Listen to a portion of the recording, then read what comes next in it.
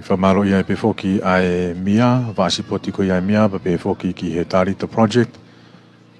Whapaanga e whamafola o e ahoni, me he mala e halano, i kolmatua. Ka ten mo whikawalo ti mea sotia, ka koe tahaya ka whinemui, no swafunga e tatonga ki tua pureanga, fuspala viviri i he tuunga whikawalo. I whia whamao ki kawhatu ti mea asleria, tari me mea e huka e sotia le mai, nao tari ia te le mai, puke e olunga, arifo o fiat pe ki he honga fulu atonga, e ti mea sotia. A whe tukuante tai mini ki a viviri, alata viviri. Tari ia nao te klere atu ia o mai ki he honga fulu pe ko ia ai sotia. Se te atu ai fōti e whawhasi i lakuante tai mini. Alata mea ki huka, hau mea ki mata tolu pe ko ia sotia.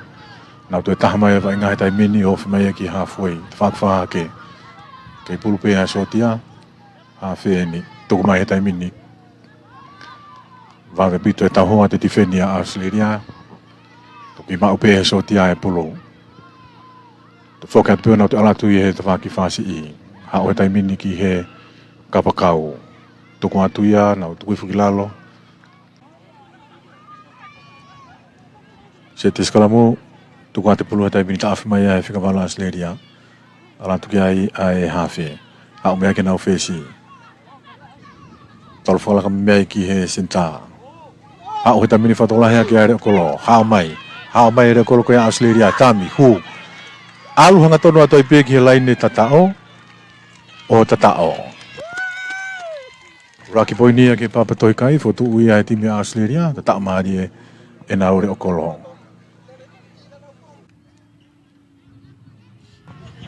Alatu. Ki kofu mai e viviri. Tariat mea e huka Australia. Huatu. Tari ia toki lalo itu apepe mei he hongo fulu a Australia. Kei malu pipulu. Tuku ati tai mini ki he matatolu alatu. Puke ia he te wheni.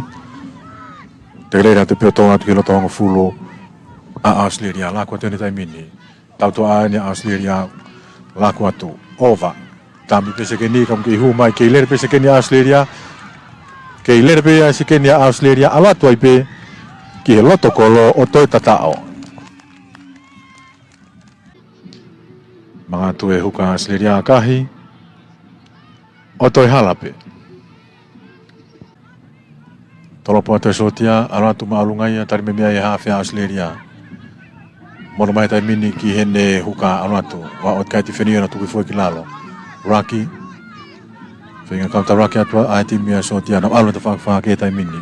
Mono atu ai ki whikawalo. Wheka pitu ti whene fōweti ai sotia ha wheni. Na alu pita whaki whasi i. O vai tai mini toi toko taki tua. Whikaono ni a Australia. Tari ia i kai ki auti. A whemai ki kapakau. Kei lere pe whikaono Australia. Turi atu ki ai e whikafitu at sotia e kai ke maukane alu ai pe ki he laini tatao.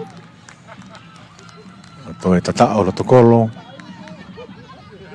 Ai timi a Australia. Toi foi a tatao. Sponsor e tau wainga o ahoni Raki aho. O e whiauhi combine ka kai whiwhine a kahia. E huka hu. Tolopa tu sotia. Hak nono pia maungat pia. E he hua ko ia Australia. Tari ia. Nau puke ia tukuifo i he vehango fulu peni. Polo at kitua he tai mini ki he kau fōweti. Ala te hua e taha. Wawa bila tau hoa ki ai fōweti ai sotia. Nau tuku whawawa vitu kitua. Te whawoki mai bia ki loto.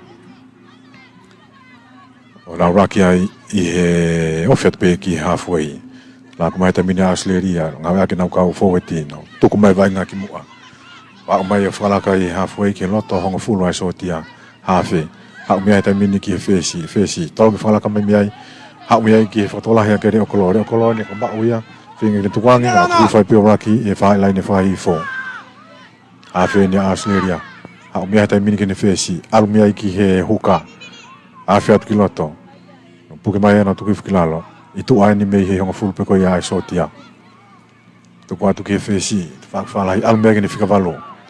ke ile be fika valo Australia na puke ya tu fikilalo ba hang full mo hai wo ai sotia ka ko fenga ten over tonga ka tau e fa mau ya a ti me sotia ka taki te fa be Australia na ha fe ni fi ai pe mo pulo na raki ai tu mai taha ai fesi ha mi ai ke mata tolu fika tolu huatu puke ya na tu fikilalo fenga ni tuangi na raki be ai to mai be ai he mata tolu piki atu be mi raki na to taha tu ai ki mua ai fi fa mau tau te e fa mau ai ti me sotia kai ke te kai raki o fatata ai polo Australia tau te ha fe ni tepi tuku mai ke ne hua arato hua tu kai ke mau ia rate kolo ka ke le pe ai hua ai ti me Australia te le pe 14 na admitani ma ke lain tatao ke mau pe Australia ai polo piki ato e pea mata tolu he ve raki pe na tu kui foi pe ai ala tu ko fika fitu ni ke puka pe fika fitu Australia na tu ko fikilalo to taha tu pe ke to yo frank lenda taha me ke fesi ke senta huwa te senta Australia ala to pe o to tata o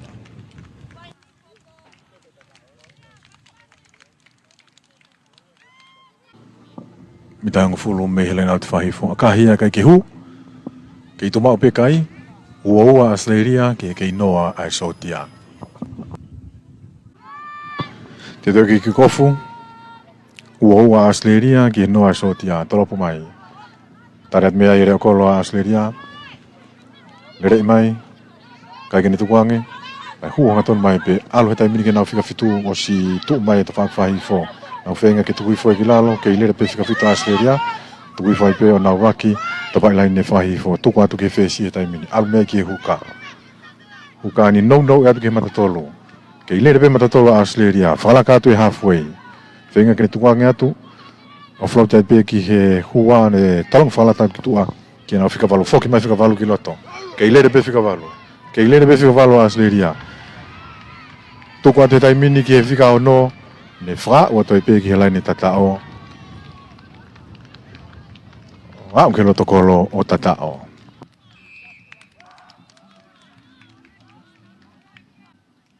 Huka ko ia a Australia ke whaha koe aka me lo tokolo. Aka hia o hu.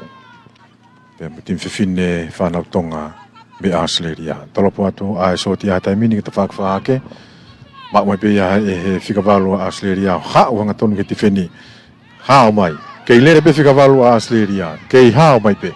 O floatia tu, kai ke maulere ia ene hua, ka teka mai ta mini ki ta whake sotia. Tau mai ka paka sotia ta mini nau lako atu. Foki mai ki loto, nau rake pe, i he nau laine mitai ua. Ki tai mea i e hawhe, tuku mai tai mini, ki nau kau fōeti. Hua mai e hua a sotia, ka mori puha tai mini, huka ine Australia alatu. Tu fo kilalo mita ni makila inda tao a watu tonga fo kai ke asima e pulu ka ke to mai e he fika valu hu mai na to ta mai ke fa hanga tonu at ke lotokolo te pikat pe ya e ta ka fo huani a watu fenga mai ti feni ki ta ofi na tu fo pe kilalo no ki laini ta tao la to ha fa asli dia te mini ha me ke fesi tolong mai senta ini hu hanga tonu senta al me ke re kolo tami be ni hu watu takai hatu ai pe algo ai pe ki lo tokolo o tatao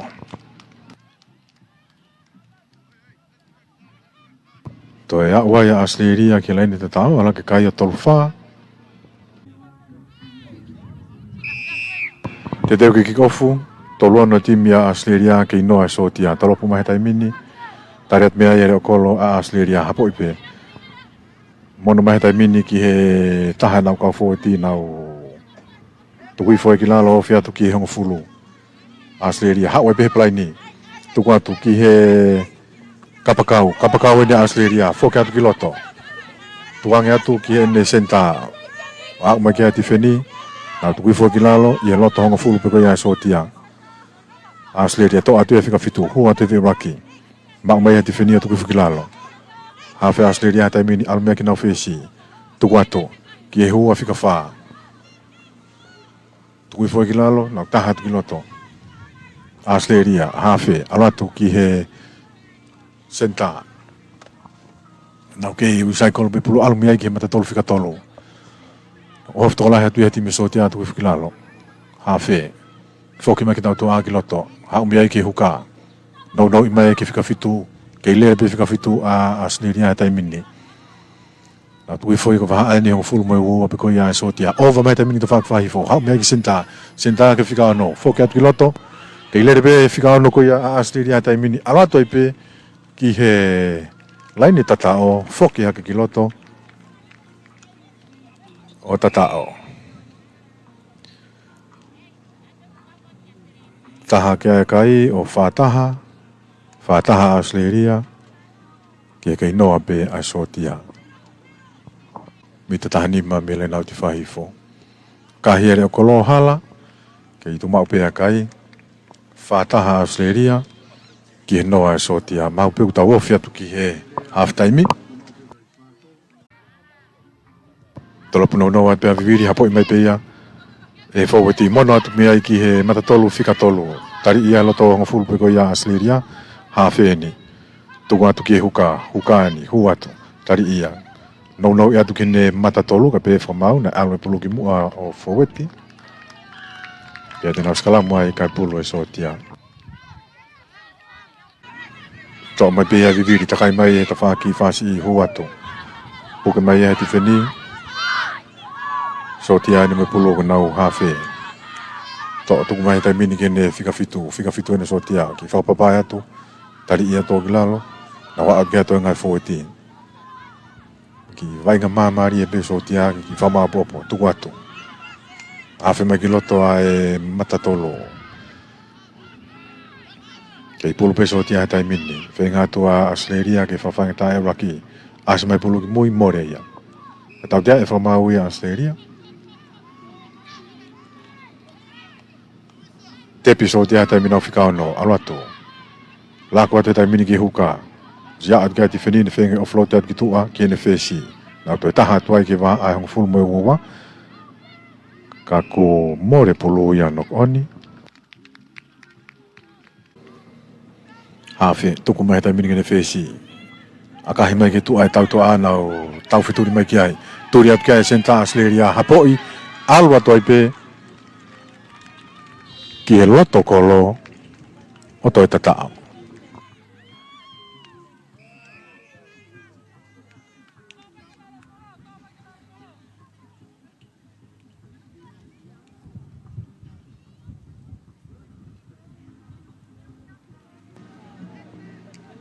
Mau pe pulu e sotia, pango ka ki nau lava puke. I tuai e pe ke raki fa hoko e ngai fiala ki o more. Tanga pesit lai taha ko ia e vai ngā mi whahako pe a Australia. O tala pe tunga ko ia ko e kai.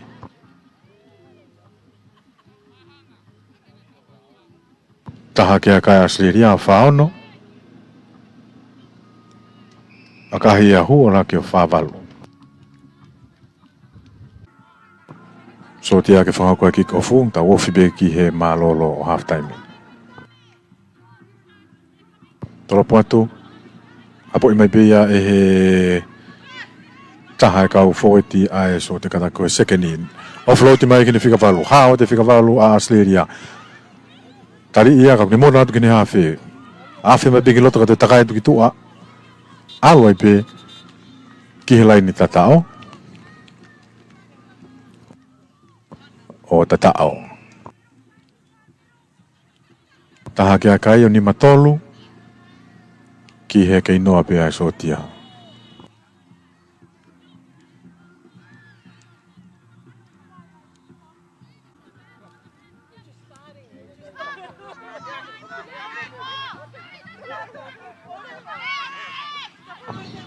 Te kick off mai sotia tai mini mau pe ia e he huka ko ia Australia takai mai alatu. Kei lere pe huka Australia tai mini.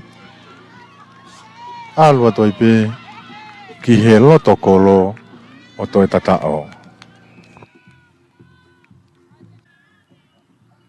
Tu e kai o no noa Australia a kahia o noua. Taulahi e ni fitola ke ai sotia.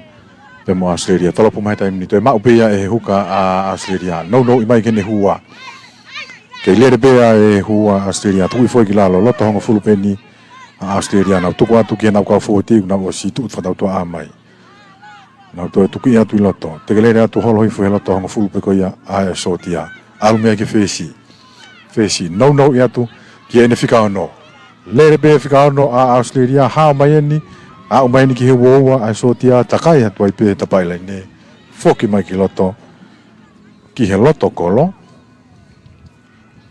na to ya o pe ai ki he lai ne tatao tatao ai Australia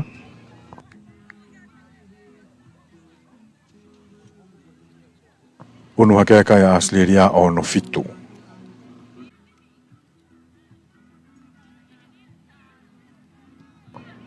aka he pia hu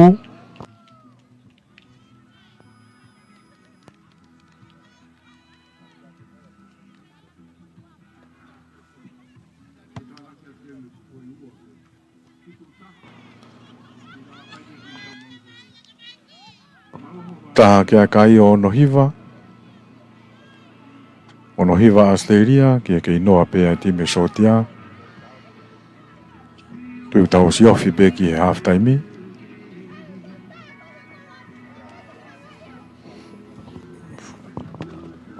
o ga taha na whapaanga e tau whamafola ki he whiawhini Talita project pe foki ki he Vasipoti Aimea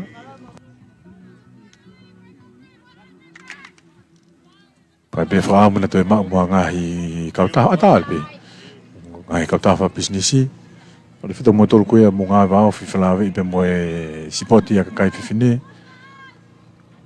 ata pe wal whit poini maage mo kau mai ino toko nia e whamafola o e whiau hini kiko whate so tia maupia e huka a Sleria hao hanga tono i pe ki he loto tifeni ofi mai ki halfway lako mai tai mini ta haine kau tarifaki a Sleria ta mai wau mai ki halfway na o raki ai hafe tuku mai te whakwahi fo sete atuai a fe si talang whakalaka mai kai ke maulere ia e sinta ka i fe whamau te nau skalamu ai ko e nok onni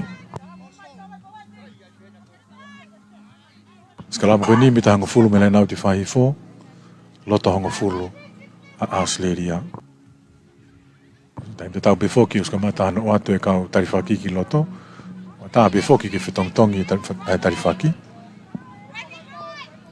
pulu ia hafe sotia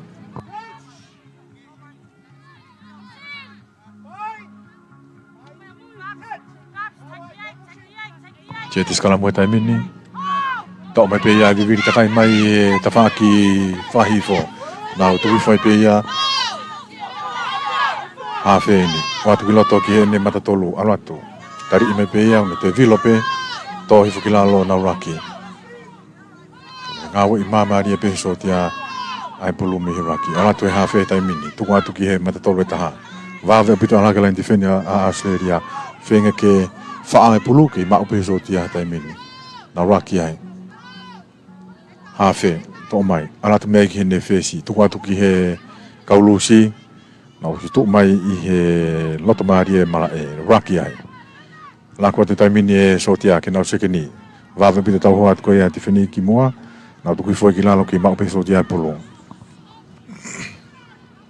hafe hao e taimini ki hua no i mai e a fika fitu pe wheka pito ai tifeni koe a Australia nau raki ai ka mori pulu e taimini i fi whakamau i fi whakamau i ka kitukuange te kolo ka tok whai a ten over tau te ai e sotia te pipe ia e nau foweti hao mea i ki fika fitu hua te fika fitu e taimini tui foi ki lalo nau toa atu ki toa pe mei he hongo fulu hao mea i ki a viviri hua tu kapteni tui foi nau raki hafe ni toi pulu tuku i mai teka mai eka ke mau hataha kau vilo mai ki ai nau sekeni whenga tukuange atu ke taha nau kau whainga kai kene mau lirei tau tia e whamau ia e sotia e kai tukuange pulu he raki whikao no na Australia te pi whakatawawe pe ia e offsite kai ke mitahango fulu e time sotia tau tia e whamau na toi manga atu mitahango fulu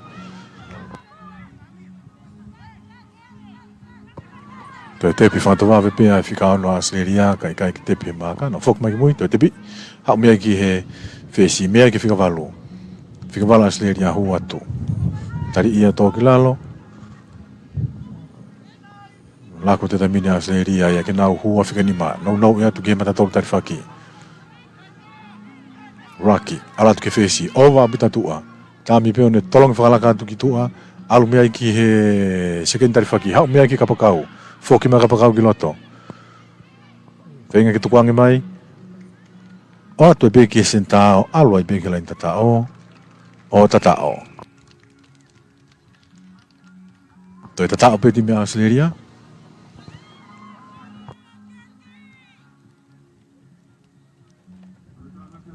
unu hake kai o fitufa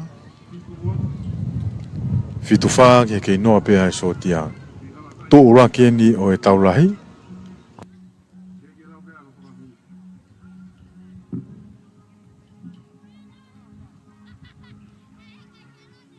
fitufa ki e noa to e aka whakahu e whakako pea e whikao no Australia aka rato kolo peni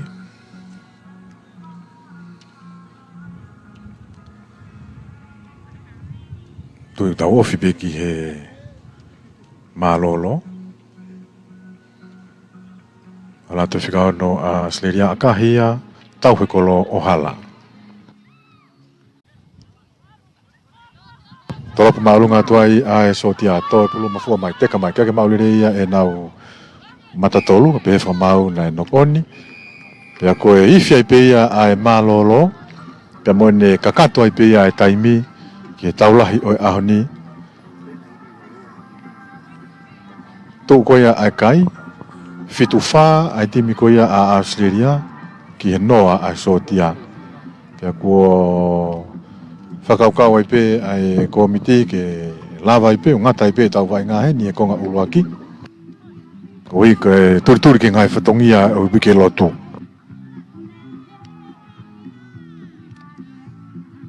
kau mahino pita pe tuunga maalunga kuia e tare niti e tau whanau tatau pe whanau koe pe mei tua pure anga ka pe whoke tau whanau whiwhine lokolo tako tui ka pau pe ahu uluaki whewhea e tu si te mo tau teo hat ke whainolo ia aha whalaite ia oi wike kaha o.